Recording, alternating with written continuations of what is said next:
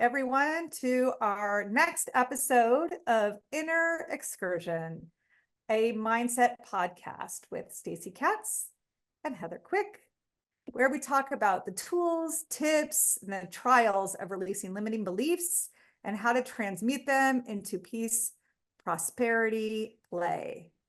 We are just so excited to be with you. Yes. Hi, Stacy. Hello, Heather. I'm excited to talk to you today. I'm excited to be with you, with everybody. And what are we going to talk about today? So today we are going to talk about meaning making, right? Yes. And mining for gold in our relationships. And I'm excited to talk about this because it might be the number one thing I have done that has improved my well-being. I love to talk about relationships. If you go into the science, it shows that relationships are the number one predictor of the quality of your relationships, is the number one predictor of the quality of your life, including your physical well-being. Yeah. So I love to talk about relationships and they're a direct projection of what's going on inside of us. So your relationships are only as good as your relationships with what's going on here with yourself. And what we can create is much more, we have much more power in the relationships that we can create than we think we do. Than we realize so often, right? So let's set the stage a little bit so people can have an understanding of what we mean, because it's like basic to the point that we kind of take it for granted, right? The stuff we're talking about. And so the first thing to understand is what we mean when we say that we are meaning-making machines, right? Humans are meaning-making machines. We have language. We're constantly creating story. And what I mean by story is, imagine Stacy and I are sitting here.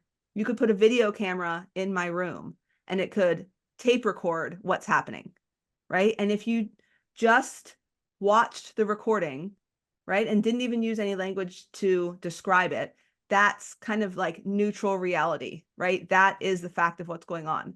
As soon as you put any words on it, you're creating meaning about it. You're creating a story about it. Because as neutral as we can think we can get our language, there is always some like vibe to it, right? Some connotation to it. And so humans, as we go throughout our life, throughout our day, in our relationships, we are constantly making meaning, right? And the meaning that we make about what is going on is what determines the quality of our experience of life, right? What happens in our bodies, right? What thoughts we have create the sensations in our bodies. So being aware of the meanings that we're making of the life that's happening around us is key to not just improving your relationships with people around you, but just improving your experience of life itself. So Stacy brought up the idea of listening for the gold. And, this meaning making is not just happening when we're describing what's going on out in the world, right? It's also happening when we're listening, when we're interpreting what's happening around us. So Stacy, tell us a little bit about listening for the gold and what that has done for you in your life. And I just, just to piggyback on what you were saying before, like for instance, the video camera, they're recording us. It's two people having a conversation on Zoom, period. Right. That's what's happening. But the meaning making, Heather might be saying, oh, I wish I had said this, and, I'm a great podcaster, or I'm not a great podcaster. And I'm thinking, how does my hair look? Right. Yeah. We're deciding and creating the lens, right? So I always, if you're at a party and you ask somebody how it went, some people are going to be focused on the people fighting in the corner. Some people are going to be focused on the people making out in the corner. Some people are going to focus on the bartender who didn't get them. Like everyone's going to have a different story and interpretation of how was that party, right? And I find this absolutely fascinating. And inside our heads, we often live like our movie is fact. Of course, everybody would think that party sucked because that happened, right? So I just love looking at how can people create a more powerful, empowering, beautiful, free, and peaceful story. Right. And so just like so one of the distinctions I'm playing with right now is listening for the gold, right? Yeah. So an example is, I was getting together with somebody that I hadn't seen in a long time and I've known for decades. Yeah. And traditionally in the past, up until now, I've judged this person, or my movie was that, you know, they are pretty pedantic. They don't ask anybody questions. They kind of dominate the conversation. It's usually about religion and politics and kind of things that are depressing. So I was really just like, and also I was living like, everybody agrees that that's how it is. Yeah. Yeah. It's the only way to see it. Yep. And so I was like, okay, how could I listen for the gold?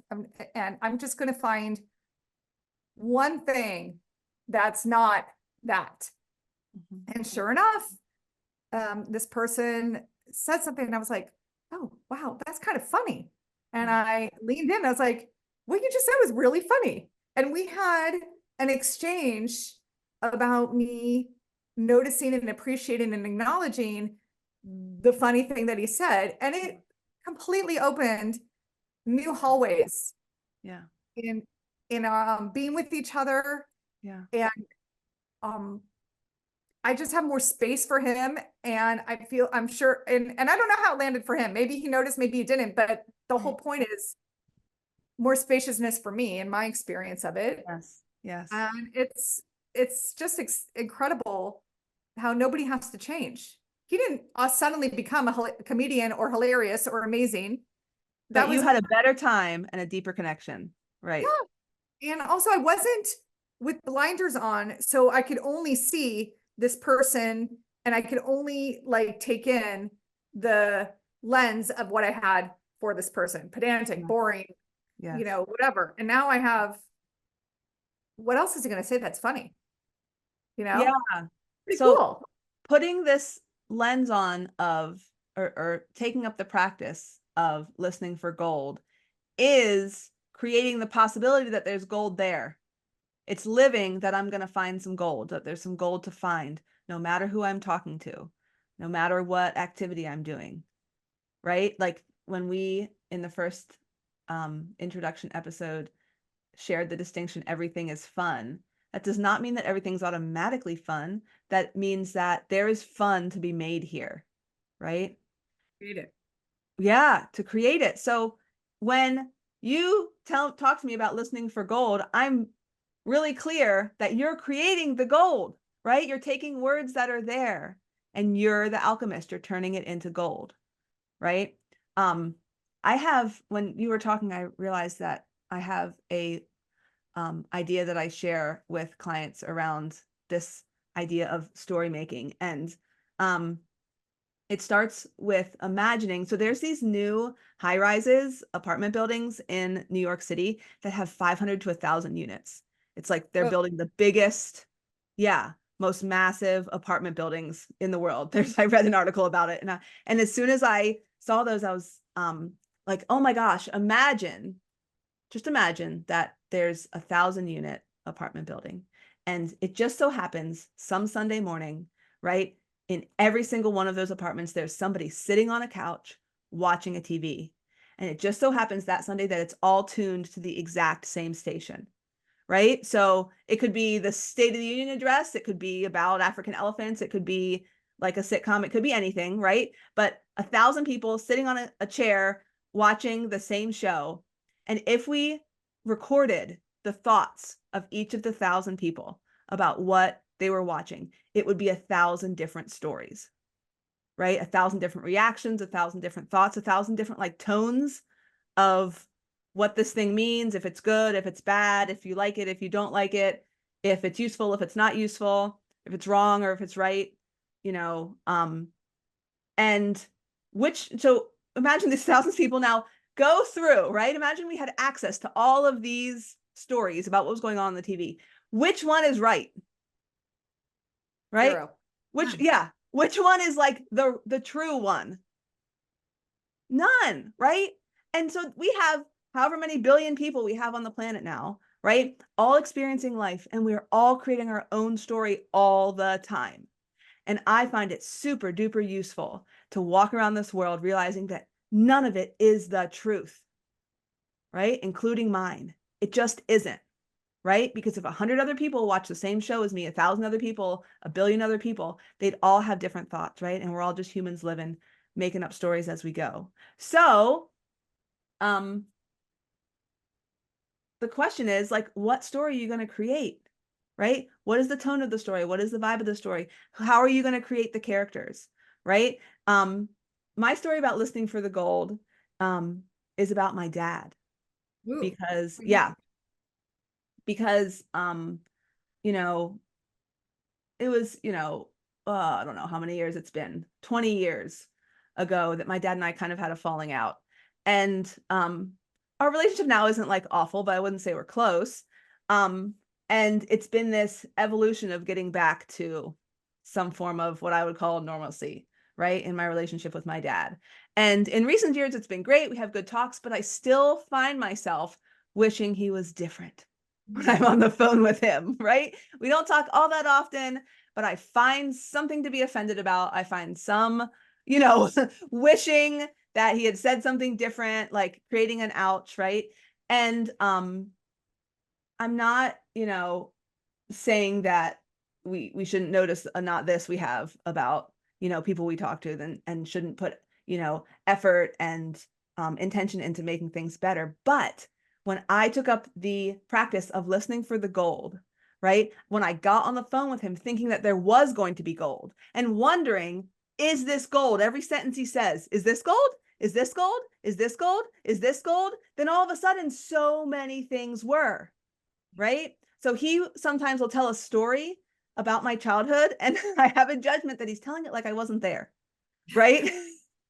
It's just, and he's telling it for the 300th time like I don't know it, And I noticed that I didn't even like really notice that judgment and like fully put words to it until I heard him tell a story and I decided to take it as gold, to put gold, shimmer on it. And then all of a sudden, it was just this past week, he was telling the story and instead of feeling slight annoyance, I felt like, oh my goodness, I have a dad that is alive, that loves me, that loves to remember stories of when I was little and tell them to me in like so much detail, right? And he just like enjoys the telling of this story and right. And all of a sudden, I was the luckiest girl in the world. Beautiful. Right? All of a sudden, I was feeling his love so deeply and like letting it all the way in. And that he didn't do anything different. Zero.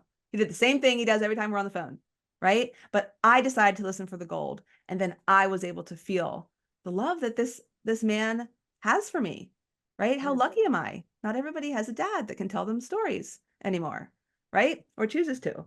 So yeah, the practice of listening for the gold is, I think, in one part, noticing what gold is there, right? That you might miss. Yeah. And the other part is creating gold, being an alchemist, taking what's there, right? That maybe you judged as not gold before and deciding to make it into gold for yourself. I love that. And it's like, especially in this day and age of cancel culture, it's like where everyone's looking for, how is this triggering me? How is this offensive?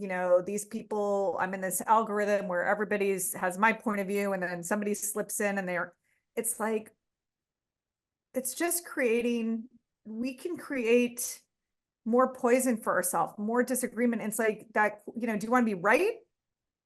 Or do you want to be happy? Yeah. And, I'm always looking for how can I create more peace and joy, right? Rather than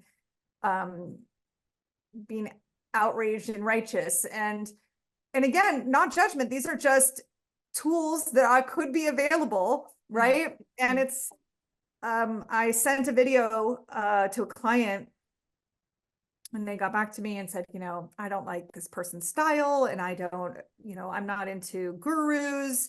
Yeah. And I responded, I said, what if you re-listened to it for any goal that was available to you? Yeah. What else could you get? Yeah. Because there's always, we're making it right, wrong, good, bad. And it's pretty exhausting and it's not even true.